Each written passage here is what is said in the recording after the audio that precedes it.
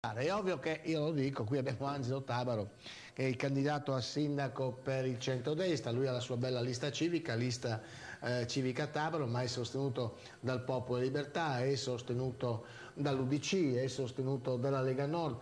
Diciamo che in questa occasione la quadra è stata trovata, reduce da Bruxelles, perché abbiamo dato la notizia qualche giorno fa proprio per questa sua visita a Bruxelles in rappresentanza della Regione Veneto per consegnare Tabaro? Beh, abbiamo consegnato il breviario Grimani, che è un'opera straordinaria, è praticamente un manoscritto del Cinquecento che contiene oltre 100 miniature a piena pagina, fiamminghe. Bellissimo. È una cosa eccezionale, straordinaria.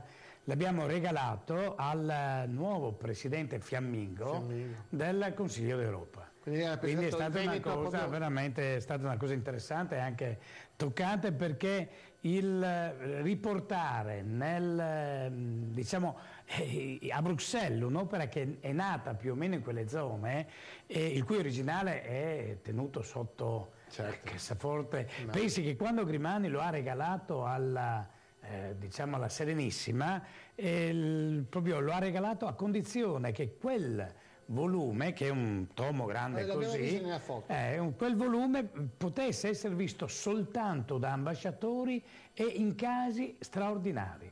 Quindi adesso nessuno potrebbe vederlo, mentre il facsimile che è fatto tutto da imprenditori veneti, non cito i nomi. L'originale dove si trova? L'originale si trova alla Marciana a Venezia.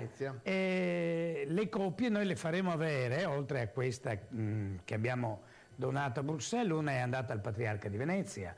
Stiamo lavorando con la British Library di Londra, per una che andrà a Londra, la Biblioteca Nazionale Francese, la Biblioteca del Congresso di Washington, cioè praticamente andrà nelle più grandi biblioteche del mondo. E a Capi di Stato soprattutto. E a Capi di Stato, sì. Senta, chiusa questa parentesi, allora Angelo Tabaro, il candidato, dicevo appunto a sindaco, vedo che qua ha il programma elettorale amministrativo 2010-2015 di Angelo Tabaro.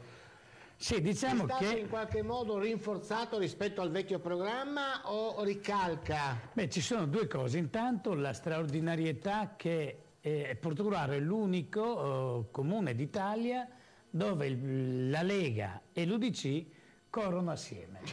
Ed è, devo dire, un grosso risultato. D'altro lato è il risultato, noi siamo partiti da dove ci eravamo lasciati proprio alla fine delle precedenti elezioni, quando con l'UDC avevamo raggiunto l'accordo. Quindi abbiamo confermato quella stessa medesima diciamo, alleanza.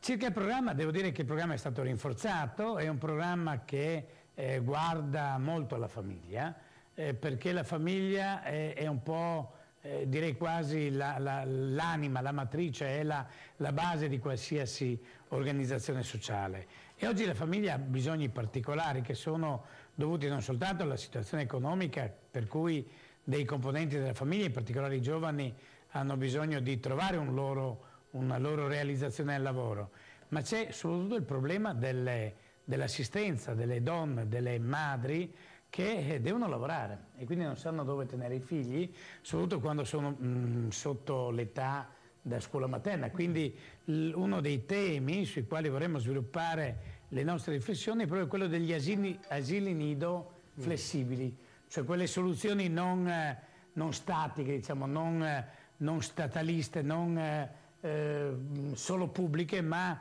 che vedano la collaborazione, la condivisione, la compartecipazione di più persone, di più famiglie e delle imprese, per garantire l'assistenza ai bambini quando le mamme devono assentarsi per il lavoro. Credo che questa sia una cosa sulla quale noi abbiamo deciso di dare una notevole attenzione, e credo che sia proprio un elemento che serve a riequilibrare, soprattutto nelle frazioni, la ricostruzione della comunità locale.